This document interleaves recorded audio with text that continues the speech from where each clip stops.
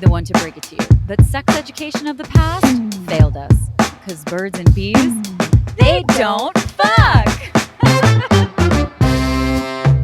Welcome to Birds and Bees Don't Fuck, a podcast where we learn exactly how bad our formative sex education, or lack thereof, really was. I'm your host, Arielle Zadok. I'm a producer, intimacy coordinator, and sexologist. And my guest today is not a guest at all, although she was a former guest, but today she's my co-host. Yes, hello. My name is Rena Martine. I am a women's intimacy coach, former sex crimes deputy district attorney, and author of The Sex You Want. We are here at the Hollywood Burlesque Festival, and we are talking to different performers all day. So this is a special episode just for the Hollywood Burlesque Festival, which is fantastic. It's a 3-day festival here in Hollywood. And who are we talking to? Oh my gosh, everyone. I mean, don't names because I don't remember anybody's names. Oh, okay. We're talking to performers across the gender binary, which I really love. Quite a few queer performers, but really about burlesque, sensuality, and of course sex too. Yes. Because we can't go anywhere without talking about sex. That's it. Okay, enjoy the episode. Let me take it off. Yeah, I think we can just take it off and we can just talk into it. Sure. Take it all off. Yes. Because this way I can kind of do that with you a little bit more. All right. Yeah. All right. Okay, so Hi. welcome to the Hollywood Burlesque Festival. What is your name? Tell us who you are and where you hail from. I am Boogaboobs. I come from Australia originally, but I've lived in LA for about 7 years. So, yeah. How long have you been doing burlesque? I've been doing burlesque about 10, almost 10, I think, 10 years. But I was a professional showgirl before I did burlesque. So I worked in France as a can-can dancer and showgirl. Oh my gosh, where did you work? I worked at a place called La Nouvelle Eve in Paris. I worked there for 3 years. It's very similar to the Moulin Rouge, just like a smaller version of it, but it's owned by the Moulin Rouge. And so I worked in France and Amsterdam and all sorts of places in Europe. And then I met my husband when I was working on a cruise ship, and then he was American, so I came over here. I love that. We love a cruise ship. Yes. Yeah. Yes, we do. Cruise ship rendezvous. So what do you remember from your sex ed growing up? From my sex ed my mother is a nurse, but she also worked at a community health centre. So she would come to my school and do sex ed for my class. So she was my sex ed teacher. It's like the TV show Sex Education, but set in Australia in real life. Pretty Okay, much. Yeah. Her and her best friend, who was also a nurse, they started a company called Frock Up Promotions, and they would dress up in drag. Wait, what was the name? Oh, Frock Up. Like a love frock, that. a dress. I love that. Yeah. I love that. And they would come to schools and do little skits in the school. They would dress up as teenagers and bring their doctor friend. He would come as well, and they were the teenagers going to the so around our dinner table, Mum would ask me questions to put in the sketches, how would you describe a blowjob? I was like, okay, Mum, all right, well, let's So how would you describe a blowjob? You know what, we all thought when we were a kid you had to blow, and it wasn't. There's no blowing involved. There's no blowing. And so we know that you're also involved just in the burlesque scene here in LA, in addition to being a performer. Tell us more about that. So I co-produced a show called Ridiculous with my lovely co-producer Cameo, and then we love Cameo. Yeah. Everybody loves Cameo. We actually have a show next week, March 16th at the Cat's Crawl.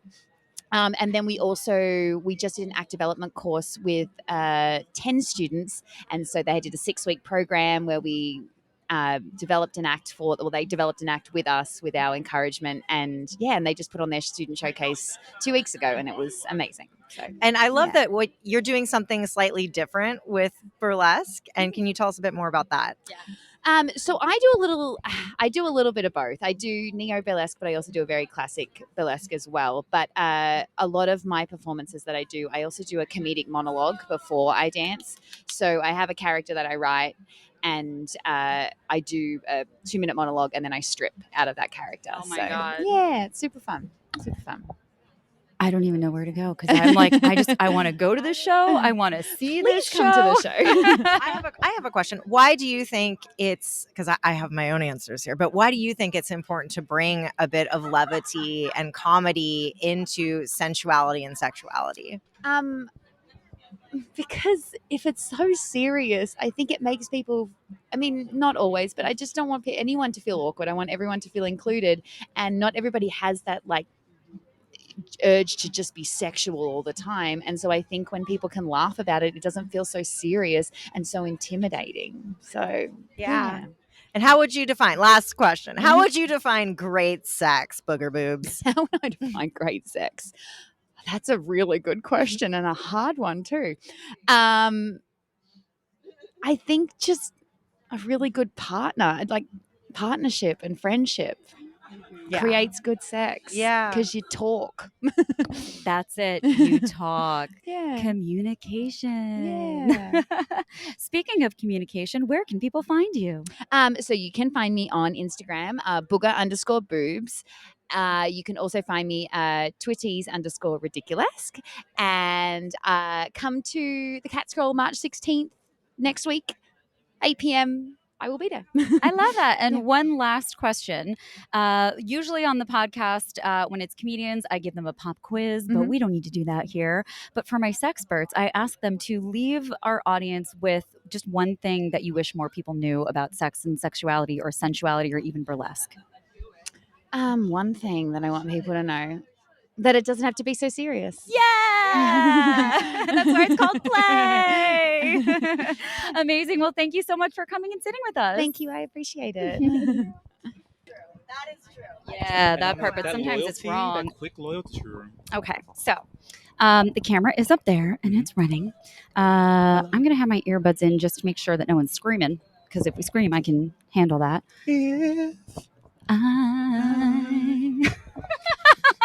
Oh my God, are we going to break out into song? If you want. I do want. I do not know how to sing, so I'm just letting you know that in advance. You are perfect and wonderful, and we adore you. Like Rihanna says, I love the way you lie.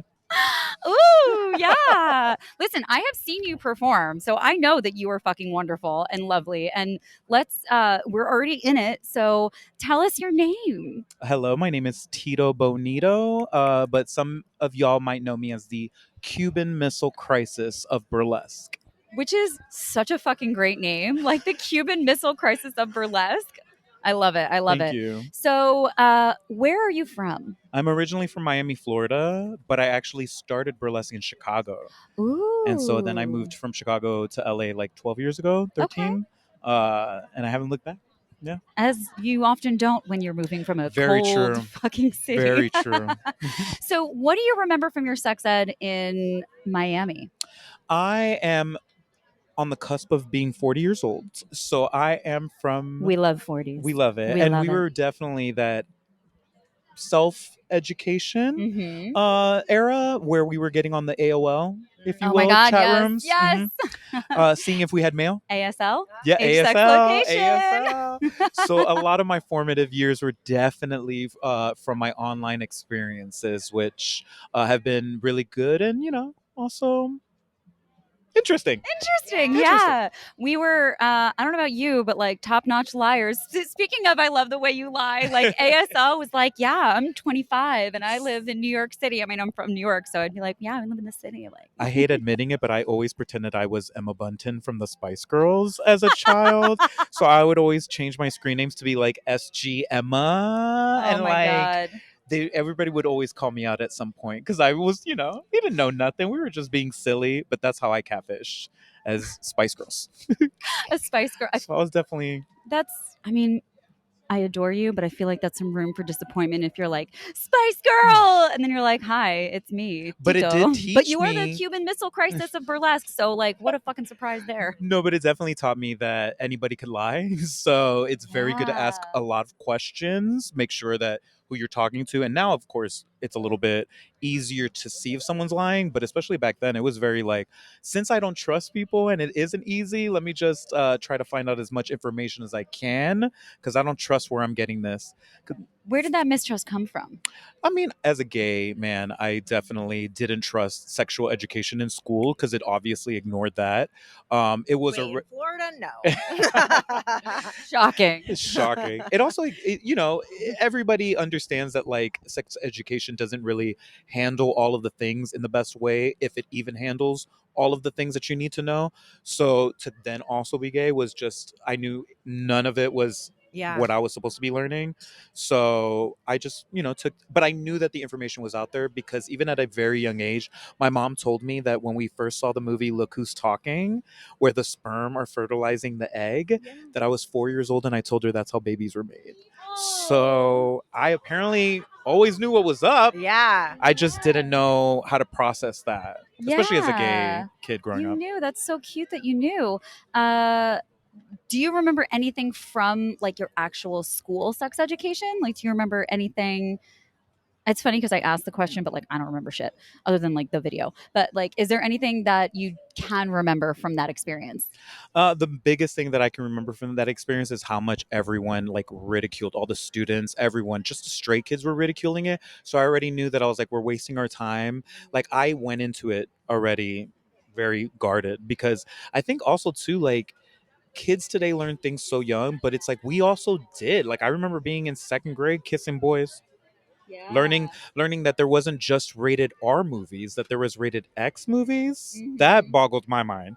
So I feel like a lot of my information came from friends first, that by the time sex education came into schools, a lot of us were like, we already know half of this, so why are you trying to dumb down things that we kind of already knew? Yeah. So that was my relationship with that. Would you say that your relationship to sex, sexuality, being a gay male impacts how you perform when it comes to burlesque? No, I think I'm very talented outside of the fact that I never get laid. So,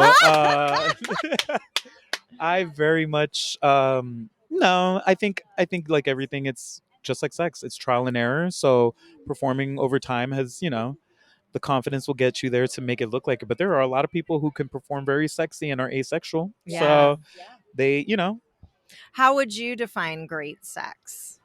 great sex. I would define great sex as both parties or more agreeing that it was great Moresomes, yeah. sex. Yes. But great sex, I would honestly define as sex between humans that involves honest and uh, caring conversations and communication, and exploration.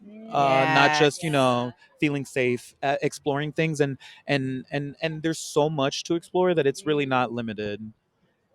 Love that. It really is, I always tie sex and creativity together. So it's just like these, I mean, if you're looking at the chakras, they are connected. So I love that you're bringing up that exploration piece of it because it's that curiosity. It's Mhm. the communication, it's the curiosity. So I love that you offered that to us. Thank you. Absolutely. Actually, no, before that, what is one thing that you would like to leave the people with? So with comedians, I screw with them and I give them a pop quiz, but you're a sexpert. So you get to decide what you want to share with the people. What I want to share with them as far as like what I would want people, like if I was left from this world, they were like, "Oh, Tito always Sure, said." yeah. I love, sure, yeah. Catchphrase, Tito. Booyaka, booyaka, blah, blah. No. You heard it here, folks. I think I've said this before in like a documentary that I like pinned on my Instagram because I was like, dang, I don't remember saying it that well, but it really was kind of the foundation of like why I do what I do, the way that I do what I do as a cisgendered man, as a funny, not in shape performer. I think the reason why I poke at burlesque, and or not even just me in general, but comedy pokes at the nervousness that we have of our bodies, of our sexualities, that really allows people to be a little bit less, hard on themselves at just being explorative and figuring out what it works for them. So instances like burlesque shows, I think, when people come in, they're really nervous half of the time if they don't know what's going on. So being able to not just see something where they're like, oh, okay, I walked out of there and everyone was hot and I'm so overwhelmed. Having a moment where it's like, oh, we can have fun and we can be playful with that. I hope that everybody, in the harshness, everybody has always said from the beginning of recording time how tough the world is and how hard things are. So I think the only option is to find playful ways of existing in this, for lack of better phrasing, hellscape, hellmouth. See, all that shaking, all that shaking all of a was sudden, from the the wind. uh It's like literally twirling around us. It's because I there's said so many it. feathers here, so it's Ooh. like all these feathers. Spooky. Ooh, I play a spooky, game called spooky. Spooky or Coincidence, where I'm like, is that spooky or was that a coincidence? So that felt very spooky. That's my life. Oh, I, Same, That's my whole fucking life. same. and that's hot. But just have more fun, be playful. You know, life is very serious and life is very short. So like have more fun and don't take yourself so seriously to the point where you're like unhappy. You know? Where can we find you? I'm very organized on the internet. So if you would like, TitoBonito.com has everything. But I'm everywhere. I'm on all of the channels, all of the OnlyFans, all of that. Yes. All right. I love it. Yeah. Yes, thank you so much for joining us Thank today. you so much for having me. What a great Enjoy conversation. The festival. Are you in Thank the you. festival this year? I am I should know hosting that. You are hosting. tonight Oh my God, with my Tito, best you're friend of such all a great time. host. Yes, Jeez Louise. Oh my So God. it's gonna be a good time. Geez Louise, this Mhm. is so exciting. I host some stuff. I mean, obviously, I'm hosting this fucking podcast. But yeah, you were very inspiring to watch as a host. So Thank you. I think you're a great performer. You're an incredible host. So thank you for coming on and talking to us and have a wonderful show tonight. Thank you. Thank you. I appreciate it. You're Thank you. welcome. Yay. That was awesome. Oh, Rosie. What's she doing? Rosie. Rosie. Were you sticking your nose in someone's stuff? Okay, great. Hi. Hello. Tell us your name. My name is Sid Vicious. I love that. Are you a rock and roll burlesquer or did you just love that name? So, yes and no. Yes, and. Yes, and. Yes and no. Sid Vicious came from an ex's friend who kept referring to me as Sid Vish anytime like I'd come by. I'm like, I love that name. I really love that name. And then I found out Sid Vicious is a rock and roller and a wrestler. Wow, so you didn't know any of that before? No, I just Oh my thought God. Sid Vicious sounded really dope because my name is Sydney. Yeah. Oh, okay. It's all making sense Yeah. now. Yeah. I love that. Yeah. And so where did you grow up? New Jersey. Hey, Dirty Jersey. Dirty Jersey. What part of New Yeah. Jersey? Yeah, New Brunswick. Somewhere, Okay. Are you familiar? I'm from Rockland County.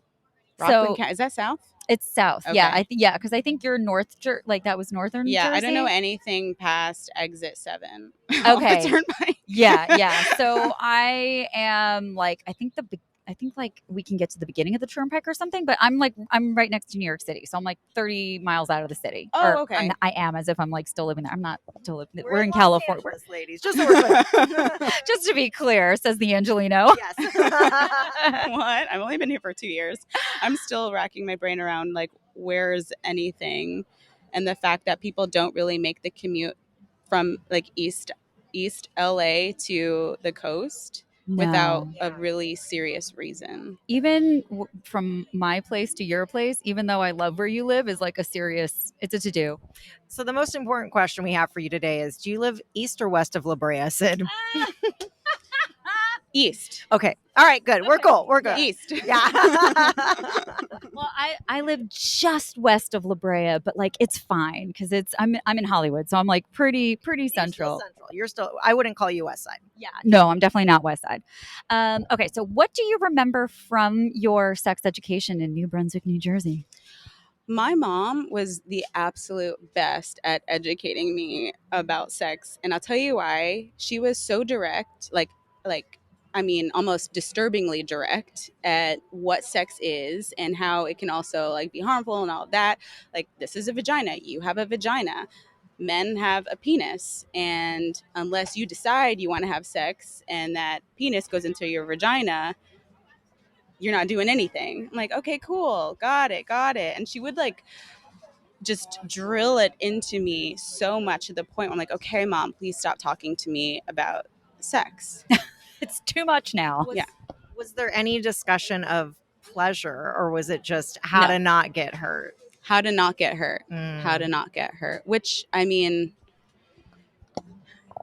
that's a great question, because it makes me think about, okay, well, what's most important to talk about first with a child, or Yeah. not child, but like young adult, like Yeah, what's but with a child too. Like it's Yeah. all of it, right? Yeah. And so much of our sex education, like collectively, was so fear mongering, and especially as people with vulvas and socialized as women, it is like my mom watched a lot of 2020, so like everybody was trying to rape me. You know what I mean? Like for I'm sorry to use that word like that, but it's true. Like that is very much how I grew up too. Was like this is dangerous, and you're in danger, and every man, even like as an adult, like when I got into sex education, that was her response too. I'm like, Ma, you gotta chill. Yeah.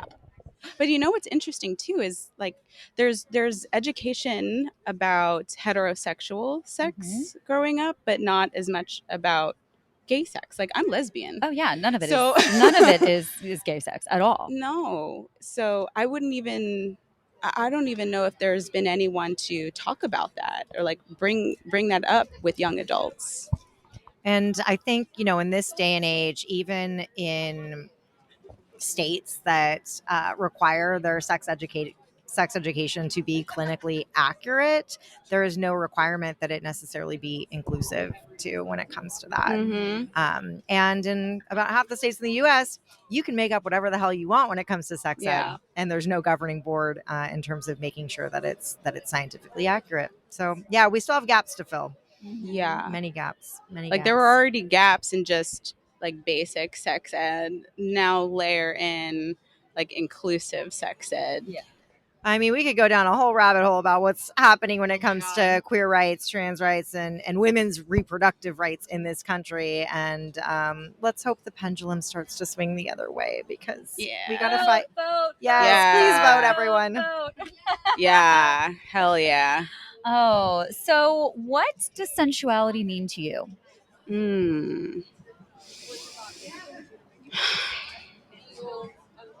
Sensuality to me means autonomy. Autonomy over how you want to experience sensuality and pleasure. Autonomy over how, if, and when you want to open up your boundaries to let someone else explore with you. So to be more specific, like if BDSM makes you uncomfortable, but you are with somebody who likes to practice BDSM, rather than forcing yourself to be open to it, having sensuality within your own self to allow your heart and mind and body to be open to that. Yeah, that's what it means That's to me. beautiful. Yeah. Yeah, I'm hearing a lot of sensuality really just being rooted in consent too. Yeah. And I'm also hearing some GGG sprinkled in there, to quote Dan Savage, just being good, giving, and game, but obviously not doing anything that you necessarily don't want to do, but being open to, okay, I want to understand why you like this thing. Exactly. It may not end up being my thing, but I want to understand why you like it. But wait, I actually want to say something about GGG, because I will say that in my experiences with cis relationships personally, so this is not like in practice, this is in personal life, the people who use GGG are not GGG. They're using it as a weapon. The people who have used GGG for the most part have been, they're like, yeah, I'm GGG, but it's all on their terms. So I actually really do not like that, because it's not your job to tell me that you are a good game. What is it? Good giving game. Like, you can't tell me that you're a good giving game. I need to experience that, and then I can tell you that that's actually what's coming up. You know what I mean? Like, I didn't even know what GGG was until right now. Yeah. See, we educate. We get this podcast is sneaky education. So yeah, good giving game, which like it's great when someone else is like, you know what, you are GGG, but you can't show up to the table like I'm GGG. Yeah. At least I don't think so. No, I think you're right, and that's something that my partners and I talk about, is like, thank you for being so GGG. Like giving that as a compliment, right? Mhm. So yeah. I feel like you have to know yourself in order to be GGG. Yeah. Like you have to know yourself, know your boundaries, because I know for damn sure I'm not going to be GGG for several things. And like that's also another misconception people have, is I'm sure you all have like talked about with other sex workers and like other professionals in this industry, that there's this misconception like, yeah, you're doing this, so you must be. Yeah. It's well, and what I was going to say also is that it's contextual. Consent is always contextual. Mm. So consent changes with the moment, it changes with the Yeah. person, it changes with the situation, it changes with everything. So, last question, where can people find you? Oh my gosh. You can find me at a wine bar. Outside of the wine bar, on the internet, You can of the find World me Wide Web. on Instagram at Sid Vicious. Sid Vicious with a 0 as the O. And also on my website, viciousmovement.com. Love that. And one last thing that I keep flipping. What is one thing that you would like to leave the people with? Like one piece of advice, one thing you wish people knew more about, just whatever comes to mind. Ooh. I wish, and this goes for myself too. I wish more people knew that they could take their time. Yes. Yeah, you can take your time.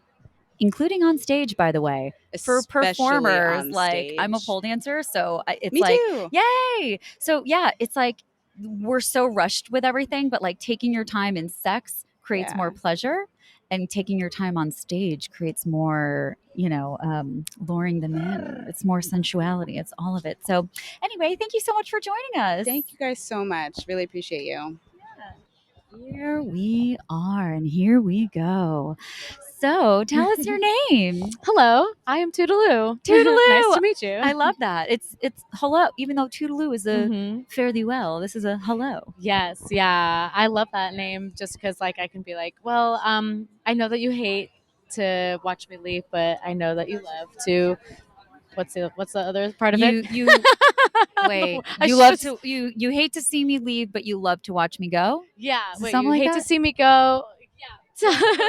Oh no, So, no. I mean, I just went to you hate to see me go, but you love to watch me come. That's the new one. Yes. All right. With our We are powers here combined. for that. We are here for that. Oh my God. Yeah. Rena Martine, everyone. We love her. Okay, so where did you grow up? I grew up in Vegas, actually. You did. Surprise, Ooh. surprise. And then I became a Wow. stripper. Land of the showgirls. Yes. That happened. Yeah, what a mystery. Unbelievable. And so, what do you remember of your sex education growing up? Oh, not a whole lot. I do remember in middle school, like right around the time when you like start 8th grade or so, when you become the beginnings of your puberty, and the teachers around you are starting to notice, like, oh, you're sweaty all the time. Let's talk to you about your body. You're a sweaty child. We must speak to you. Well, Yeah. actually, that is how it happens because it's like you're a stinky kid. Yeah. You need to Those start are wearing hormones. deodorant. Yeah. Get ready for the ride of your life. Yeah. Like, no. But I remember a lot of the fear mongering, it was very much Yeah. like, so we noticed you're sweaty. Here are pictures of like chlamydia. This is what Oh you'll my get, God. Yeah. You're sweating. Here's chlamydia. Yeah. Checks out. Yeah. Oh Yeah. my Tagline for a new horror movie. Just here's chlamydia in stores. But yeah, I just remember a lot of that. A lot of like, don't talk to boys. Like, don't let them talk to you. Gatekeeping. Yeah. And now I'm gay, so maybe they were onto something. We have a lot of gay performers here today. I love Yeah. the queer representation. Yeah. So how does sex, if at all, interplay with burlesque? I feel like for each person it's a little different. I know a lot of performers that kind of use that sexual energy to drive a lot of their performances. Some people, I know some performers who admitted to maybe like if they know that they're going to have a performance later on at night, they won't masturbate all day, so that there's all this like pent up like sexual like ferocity on stage that really translate in an authentic way. Yes. Yeah, and I'm like, I can't do that. Like, good for you, man. Yeah. And how would you define sensuality? Sensuality. Oh, just something slower and steamier, something very raw and primal, or something about it like yeah, something that comes deep within. Mm-hmm. Yeah, something that just kind of like naturally comes out because we're all just a bunch of animals, and that's kind of like our Sweaty main- animals. sweaty who have animals. chlamydia. Yeah, yeah. Those sweaty chlamydia filled animals. I love that I love that you're using the word primal because generally speaking, when we think of primal, we are embodying that rougher side of things, right? Yeah. Like it's the biting, it's the growling, it's like this more, for lack of a better term, like a more masculine expression of what primal is. Yeah. And it's almost like the slowness of sensuality when we're thinking about primalness of it all is that slow nurturing, or like how when an animal is hurt they go away to heal. They're gonna go and they're gonna just like bury themselves in something that feels good, and just like it's the more like slow nurturing side of things. So and we forget about that side of primal, especially like, you know, when we're talking about primal sex, we're usually not talking about that slow sensual, you know, nurturing sex. We're talking about rough, growling, biting like animals, but like animals are fucking soft and slow too. I mean, This is true. They're just a look at bunch of Rosie babies sleeping over there. She's just a little baby sleeping in the corner. sunlight. I'm jealous. I want your life, Rosie.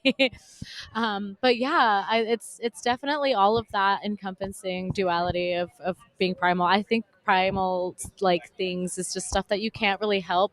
The stuff that you know that you need in your animal brain, that you're just like, this is just my instincts telling me that this is what I need. Sometimes it's a bite me, spit me in the face, daddy, and then sometimes it's like, now cuddle me, and then bottle feed me some water. All of it can coexist. Yes, and yeah, it yeah. does, because there's also sometimes the sexual experience and the aftercare and all of that. Hand in hand, yeah. We need both. We need both. And Absolutely. also, I will chime in and say, as somebody who does identify as being on the kink spectrum, that, you know, mix it up, friends. Like, I am kinky, but I don't want to be kinky every time, because if you do the same thing every time, it's going to get boring, even if it's the most out there kinky stuff that you can possibly imagine. Yeah. So sometimes I want that like very slow, tender vanilla sex. And that can feel kinky if you're used to just being kinky all the damn time. Well, and not only that, but if you are, whether you're by yourself or with a partner, if you are having sex the exact same time every time and you're following that sexual script, you're actually just conditioning your body to respond to specific stimuli. And so when we find people who have trouble orgasming, it's because they have trained their bodies. This happens a lot with people with penises. They've trained their bodies to react to a specific stimuli. So they have to have it this way. They have to do X, Y, Z, or they can't come. That's why so many people have trouble coming with partners. So it really is. Syndrome. Death grip syndrome. Yeah. And but like you see that also with people with vulvas, if they always masturbate with a specific toy, which like, yes, use your toys, but it's also really important to mix up how we're using that. So your body recognizes all of these different portals for pleasure. Yeah, get yourself a charcuterie board of sex Yeah, toys. like a penis one. Are you the one that had the penis charcuterie board? No, that was Allie Goldberg. Allie Goldberg. Oh my God. Shout out to Allie Goldberg. We love her. So what is one thing that you wish more people knew? Like something that you want to just leave the people with? Oh, just about anything? About sex and sensuality, or even about burlesque, if you want to just speak on that. It's up to you. Yeah. Oh my gosh. I remember when I started having sex for the first time, I totally didn't know that it was okay to speak up for yourself as like a femme person. Like I was like, sex is for a penis, and then when a penis comes, then it's over. And there's no way for you to speak up and be like, okay, now it's my turn. And I didn't really know the words or like the actions on how to like say and speak up for myself until like very recently. And it's rough out there because like you don't know if someone is gonna take it the wrong way, or like, you know, get upset and offended. Safety is real. Safety is real. Yeah, like, do I want to come tonight, or do I want to potentially get stabbed? I don't know. We'll see. Like, but I wish I could go back in time and be like, it's okay to like speak up and like this is about pleasure for the both of you, and you know, you're with a partner, like they love you the way that you are, so just speak up and then say something. And it's kind of devastating too when you're like with a partner for so long and then afterwards maybe you guys break up and you guys are just like kind of talking about the relationship. I would always bring up like, oh yeah, I never came during sex. Yeah. And the like devastation in their faces of like, what? Why didn't you say something? Why didn't you Yeah, fucking say because it? we're taught not to. Yeah. We're taught not Yeah. to. So just really stick it to them. Ultimately, look, if you're with a good partner, they want to make you feel good. Yeah. Right? I make a lot of food analogies in my coaching and my writing as an educator. And it would be like, you know, you meet someone and you're cooking a lot with like mushrooms, Yeah. say. And a year into it, you find out that your partner fucking hates mushrooms. And you've been cooking them mushroom pizza, mushroom pasta, portobello Yeah. mushroom. I mean, all the things. And you're like, oh my God, I was doing this because I thought you liked this. You know, by faking orgasms or, you know, you are training someone to do exactly what doesn't work for you. And, but I know it's hard to use your voice sometimes because ultimately no one's teaching us how to have gentle conversations about sex and speak up for ourselves and advocate for ourselves. Yeah. We're just kind of feeling it out for ourselves and just figuring out as we go. Yeah, trial and error. Yeah. Yeah. So where can people find you? Hello. My name is Toodaloo, and I will be competing in the Hollywood Burlesque Festival tonight for Miss Hollywood. And so, send me good vibes. So you can find me on Instagram at Toodaloo, TOUT.DLOU. You can find me on OnlyFans. So if you like clown porn, Yes. it's TOUTDLOU, no period in there. And I am a local in Seattle. That's where I mostly perform. So if you're ever up in Seattle, take a look around and follow the trail of red balls to find me. Follow the trail of red balls. Yeah. Love that. Well, thank you so much for joining us today. Thank you for having me. Okay, hi. Hi, So tell us your name. I am Captain K Goodlove. Fucking captain up in here. Love that. Where did you grow up? All over, really. I was born in Colorado, and then I moved to Chicago when I was in like 6th grade. And then we moved to Vegas, and then I moved back to Colorado, and then I moved to St. Louis. So I spent about 20 years in St. Louis. That's my home. Yeah. And now I'm based in New York City. Hey, I'm from New York, so Nice. love that. So where did you where in all of that, where do you remember getting your first little bit of sex education? Well, I had a really great public education, which I think is fading away in our society, but I was really grateful to have like awesome sex ed in school. And so we got a fair amount of info, like maybe 3rd grade, 4th grade is when we started. Wow. But then like 5th, 6th, 7th grade for sure. And then my mom, she gave me like the birds and bees talks, I guess, you know. Birds and bees. As They don't fuck. they don't fuck. And it was cute because she, I think, always knew my queerness more than I did. And she was like, I just hope you find your prince or princess. And I was like, that's really sweet, Mom. But I don't know what you mean. Yeah. I don't understand that yet, Mom. Yeah. But she was right. Oh, that's great. And do you Yeah. remember anything in school that may have helped you like feel more included? I mean, you didn't know at the time, I guess, but like as you were kind of figuring that out. No, I don't think school was very affirming for other No. sexualities or identities or anything. No. But just the science of it all was helpful, I think. Yeah. Yeah. So you feel like you actually did learn a little bit of the science of that. Yeah, definitely. That's great. Yeah. Definitely no pleasure, I bet, though. Yeah. Or maybe. I don't know. I don't want to assume. And so, how old were you when you moved to Vegas? That was junior year of high school. Okay. And what was And that I just like? lived there for a short time. Okay. It was wild. I had to get out of there, honestly. I love to visit Vegas. It's one of my favorite spots to go and watch shows and be in the nightlife, but I could never live there especially as a kid, a high school kid. I kind of felt like I was going to get sucked away into this very toxic, like I was going to become like one of those drug addicted kids that you see strung out on the strip, like Wow. And do you feel like you got some of that because of like abstinence based stuff or like any like DARE programs that you had in school in Colorado? I don't know, maybe. I think I had a pretty liberal upbringing, and so it wasn't like I was trying to rebel. I think there were the cool kids on the bus who went to the musical theater high school, and I wanted to be like them I instead was of my a boring musical friends. theater nerd. Me too. I still do. I still am a musical Okay, theater nerd. yeah. I mean, we all are, right? That's Like what if you're doing burlesque, like yeah, I feel you. I see you. I see you.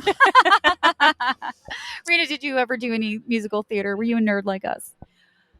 Okay, so no, I did not. This is I think this is nerdier. I was in an 8-week long production of Edith Stein in Hollywood, which I don't know what they were thinking, putting a child in a play about the Holocaust, Yeah. where 5 nights a week for 8 weeks, I was dying in a gas chamber. Oh my goodness. Yeah, it's like, Rena, where did your trauma come from? And I'm like, where did it not come from, friends? So no, I was not musical theater. I was just a very serious child who wanted to do serious acting. Yeah. And it was a very short-lived career. But yeah. Yeah. But then you became a DA, which is like the most serious. And now I'm a lot less fucking serious, if you can't tell. Yes. Tell us a bit more about what you do as a performer. So I've been a singer my whole life. I've been performing my whole life. I've been a singer-songwriter for like 20 years. In St. Louis, I was like the girl with a guitar in the corner of some bar, or singing my originals and covers of things. And I've released a couple albums, and now that I live in New York, I'm focusing more on writing for musical theater. So I wrote a show in my grad program that I did in New York City. And my writing partner and I have been developing that. And my sister and I have a podcast as well. It's called Good Show. And we're total musical theater nerds. So we'll pick out a different show for each episode and kind of like dissect it and have a guest on that has something to do with that show. Maybe they were in that show on Broadway or whatever. So that's been fun. I know so many people that would be into that Yeah. that are probably listening to this podcast, but like just definitely people in my life that would be super into that. So I'm excited. Yeah. Good show. Yeah, so we're working on that, and whenever we release a series, so our first series was Summer Stock series, and then we did a cabaret show to launch that series with songs from those shows. And so now we're working on the queer series, so we're featuring shows that have like gay characters or queer characters, and we're planning on doing a show in June for Pride Month where we sing the songs from those shows and have guests and A stuff. gay so. review. Yes. Oh, Yeah. what a dream. What a dream. Oh my God. I love that. What's your favorite gay musical or musical with like a good, strong queer character, gay or otherwise? I think I have to say Rent because I was like raised on that show, Yes. like I know every single fucking word of that musical. Yes. My parents literally have trauma from me singing that musical over and over and over again. Like being from New York, of course, I saw the original Yeah. and then I saw it again. Like, yeah, I feel that. Yeah, and there are several others I love. We have 6 shows in the queer series, and I haven't seen 2 of them that were. So we're still gonna. I hadn't seen Falsettos, so we watched that one, and then I haven't seen Fun Home. We're about to watch that one. So Cute. yeah, Amazing. Mhm. So what does sensuality mean to you? Sensuality. Well, it comes from sense, right? So I guess you have to like feel or sense something. It's how you feel, I guess. How your sexiness comes through in your emotions. I don't know. Love I that. haven't really thought about that. I have a question for you. Yeah. Captain. Yes. Why Captain?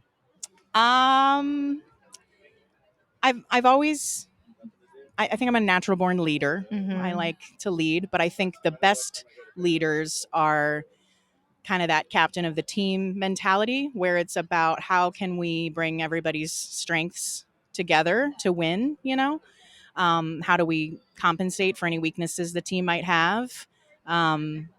So yeah, it's like, and then I love like nautical stuff. I love yacht rock. Captain K Goodlove is kind of a yacht rock Awesome. kind of Yes. character.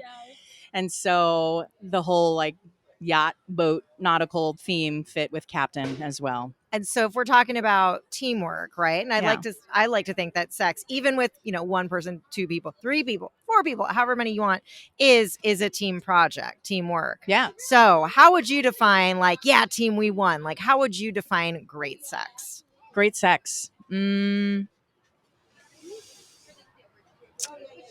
I guess everybody gets what they wanted. Like if you want a million orgasms, then achieving that is a win. Like Yes. checking all the boxes for every person involved, I guess. Yeah. Because not everyone wants a million orgasms. Some Sure. people just want one, and that's enough. Yeah, that's enough. Love that. Yeah. Well, what is one thing that you would like to leave the people with about sex or sexuality or burlesque? I think I've been performing forever, as I mentioned, but I've only been doing burlesque as a solo act since 2018, and the pandemic took up a huge chunk of that time. So I haven't really gotten a chance to perform that much on my own yet as an actual burlesque performer. But I think what burlesque has given me as far as my own journey about my identity has been like to help me define who Captain K Goodlove is, and therefore who am I? And this sort of, I present very gender non-binary on stage and in real life, and I think the stage persona has helped me embrace the real life non-binary aspects of me as well. Years ago I would be like a drag king, and it would be very black and white. But now I love that burlesque gives me room to just be anything and break all the rules. There are no rules, know. Yes. And so I think that's helped me kind of own my own gender expression in a way that can then like empower me to explore more and be more authentic in my sexual life as well. Fuck yeah. Yeah. Where can people find you? On Instagram, I'm at Captain K Goodlove. If you want to follow my Muggle one and more my music stuff, that's at Kristen Goodman Sings, Kristen, Kristen Goodman Sings. Yeah. Love that. Thank you so much for joining us. Thanks for having me. Yay. I keep peeping Rosie. I'm like, what is she doing over there? She's good. I'm just like, ooh. To make sure that we can hear you. Testing. Your voice sounds Testing. fantastic. It says on. I hear you, so we're good. Rosie's I guess I should kind of talk normal too. I always like test a mic like all weird. Like talk how you're gonna talk, bitch.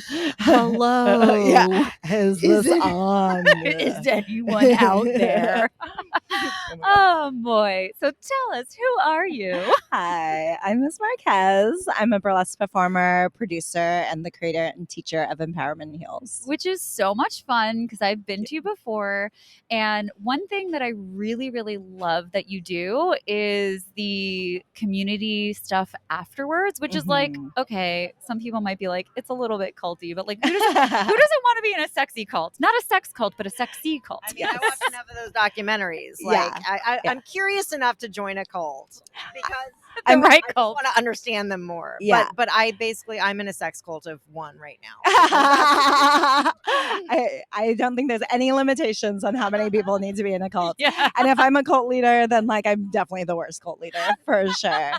But yeah, it's really important to me because especially being like living in LA and people spend so much time commuting, and especially like dance studio culture in general can be very audition-y. Yes. And it can be really intimidating for a lot of people. And it's really my motto with Empowerment Heals that burlesque is for everybody. Yes. And so to create a safe space that's inclusive for people so that they feel like they can express their sensuality through movement is really important. And I found that, just going across the street, not pressuring anyone to order any food or bevies or whatnot, but just like you can get water and just sit there and talk to us and meet people outside of class, find out that they have an adorable dog or cat. And next time you come to the studio, you're like, oh my God, show me a picture of your cat. Like it's building bonds and relationships that really drive our community for sure.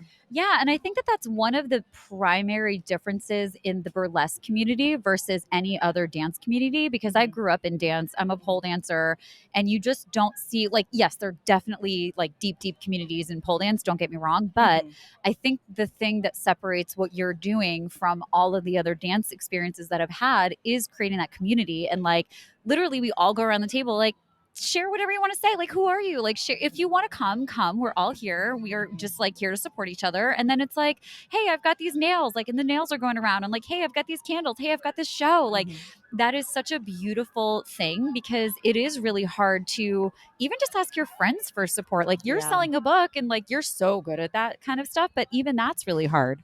Yeah. And Rosie went into the studio. Rosie, Rosie's taking the class. See, community. Community. I mean, yeah, that is it. And what this conversation was actually bringing up for me was this sense of intimacy. And by intimacy, I do not mean sex. I mean a knowing closeness, an ability to show up as who you are. And when you create that kind of intimacy with other people within a community that does have a take your clothes off, maybe sensual, maybe sexual component to it, depending on how you're doing burlesque, that kind of can give it a whole new level of feeling safe in your body, safe amongst these people, safe in this space, so that you can just show up on stage in this physically vulnerable state and express yourself in that way. Yeah. I feel like too, burlesque as opposed to other dance like experiences, a lot of it's grassroots too. Yes. Like a lot of people producing their own shows, meeting other producers, and that's what's been beautiful. I created Empowerment Heals in 2017, and so we have tons of alum that like have gone on and produced their own shows. I call them the Empowerment Heals babes, to, you know, just because everyone's a babe, obviously. And so we've got babes all over LA doing all sorts of different productions and shows, and especially when we have the social part after class, like people are like, I'm looking to book this type of act, this and that, and everyone's supporting each other. Or I heard someone needs a makeup artist for this or hairstylist for that, and so we're really supporting each other. It's really an important thing, and especially in a city like Los Angeles, it can feel very lonely. But and this is our merch. Yes. The statement is community over competition. We love it. We love it. We love it. We love it. So where did you grow up? I grew up in Arizona originally. Ooh. And like what you were saying too, I grew up as a like competition kid doing Oh. dance. So I'm pretty sure my first panic attack was when I was 8. And I was very lucky enough to finish high school in an arts academy in Michigan called the Nice. Interlochen Arts Academy for dance. And then I got my bachelor's of arts degree in dance performance pedagogy and choreography. I was very much an overachiever in college in Pennsylvania.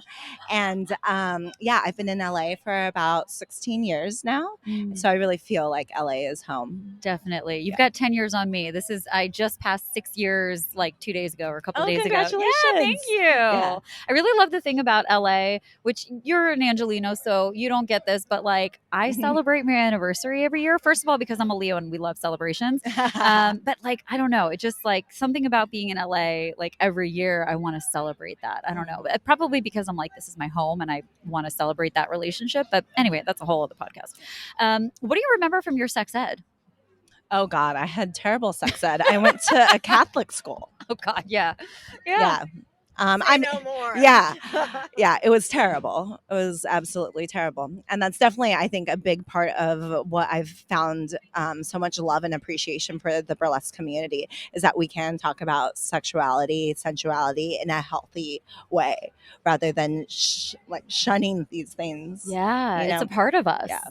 It's like, it's a part of the whole. Like so I'm trained as a holistic health coach, and like we talked about relationships, but we didn't actually talk about sex and sexuality. We learned so much about all of the other systems in our bodies, and we did plenty on hormones.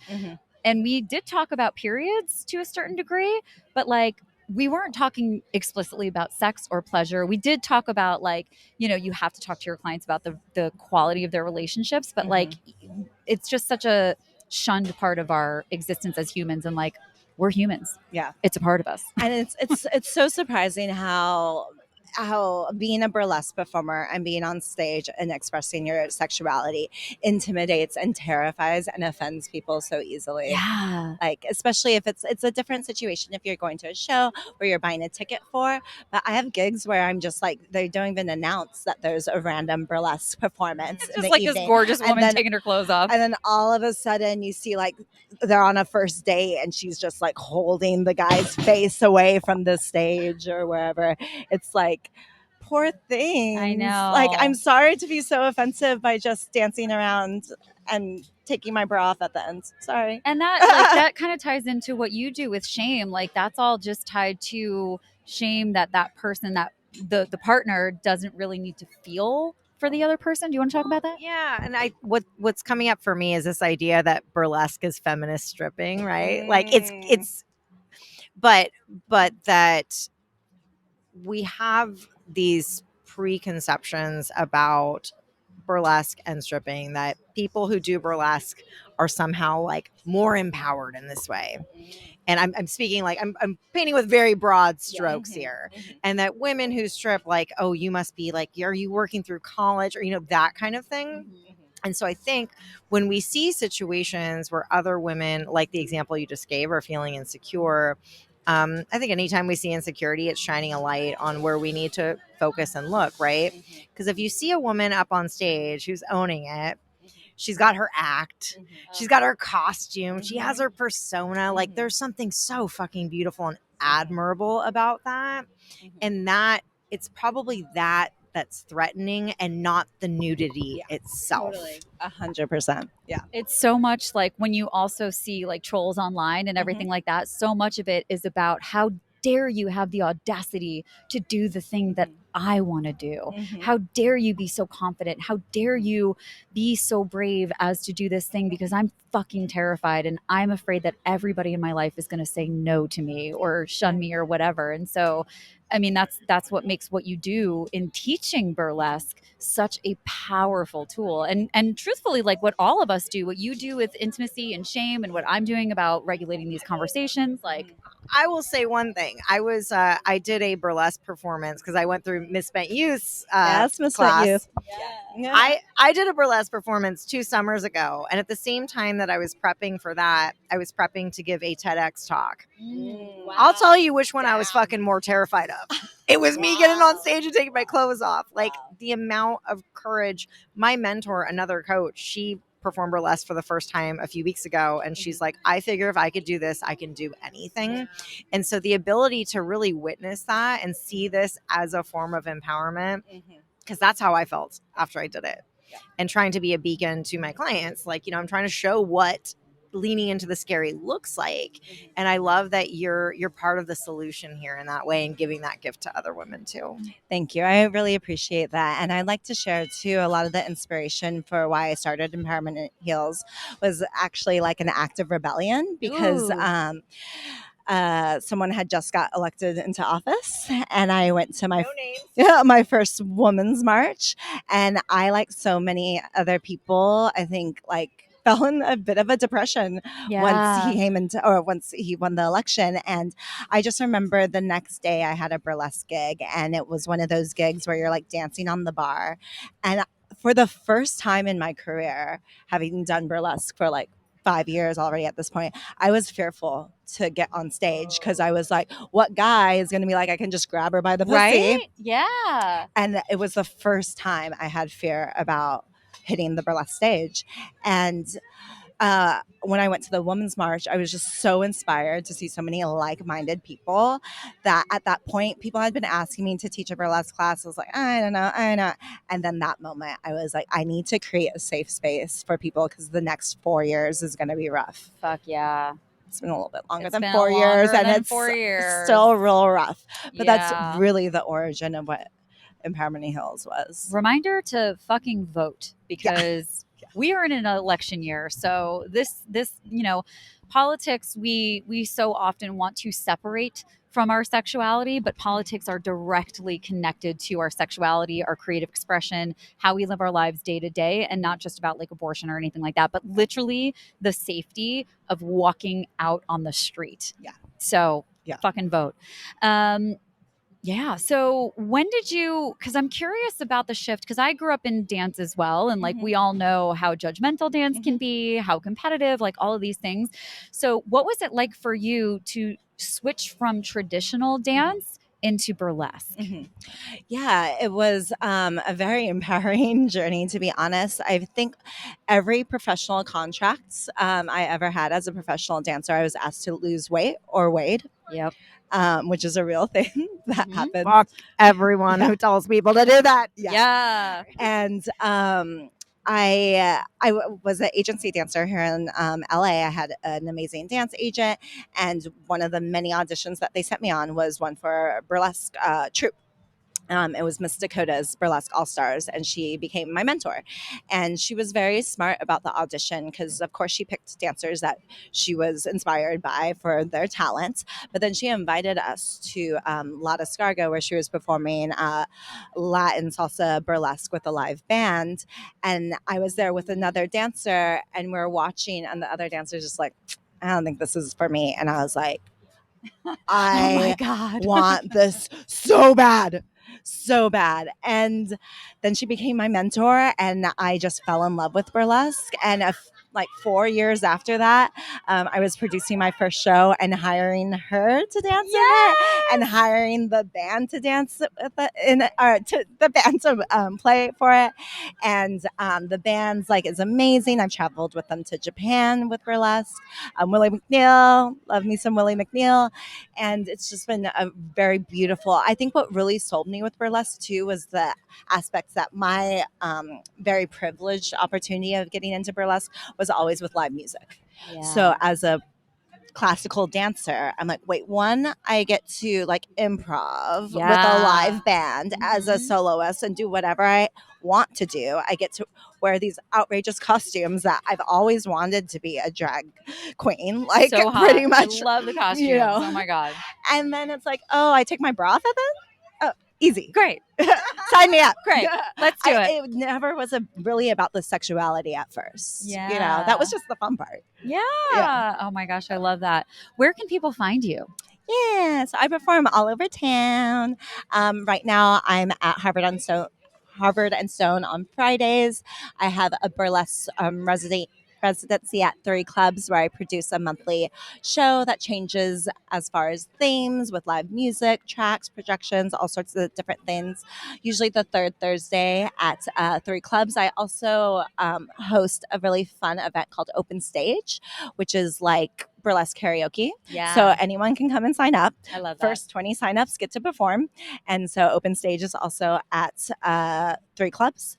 And yeah, just follow me on Instagram because I always have gigs like all over the place. You're all over the place. Yeah. And your classes are great. So all the info is going to be here. So thank you so much for joining us today. Thank you for having me. It's been a pleasure being a part of this dialogue. One more thing. Yeah. What is one thing that you would like to leave the people with?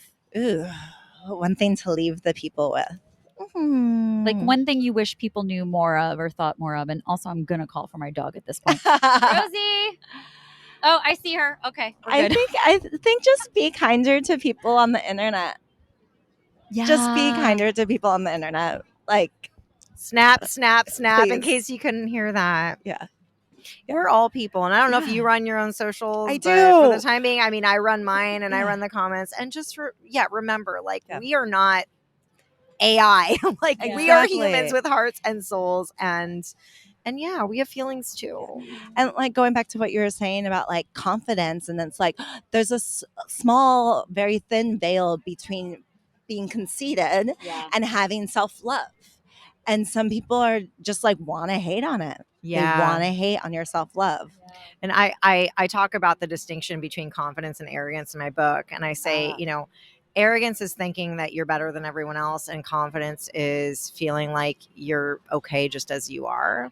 And that's really the distinction. And I think that we, as women, because of the modesty myth we've been taught from a very young age, we are taught to conflate confidence with arrogance. Yeah. And you're part of the unlearning that's happening, which I really appreciate.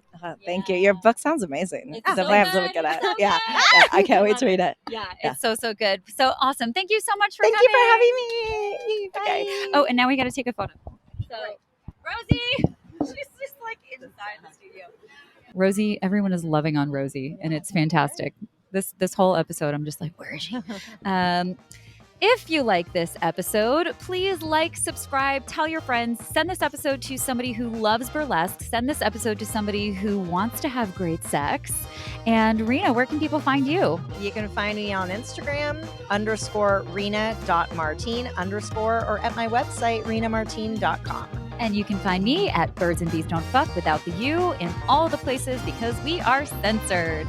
Thank you for joining us, and we will see you next week. Bye.